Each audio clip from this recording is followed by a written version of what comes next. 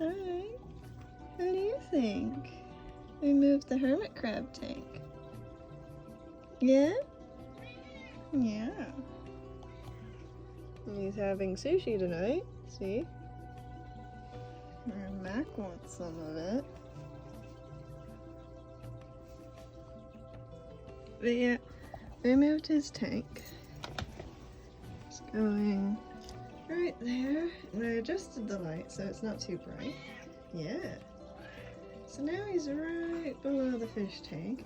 And instead of the bed for Mac being over there, it's now where the hermit crab tank was.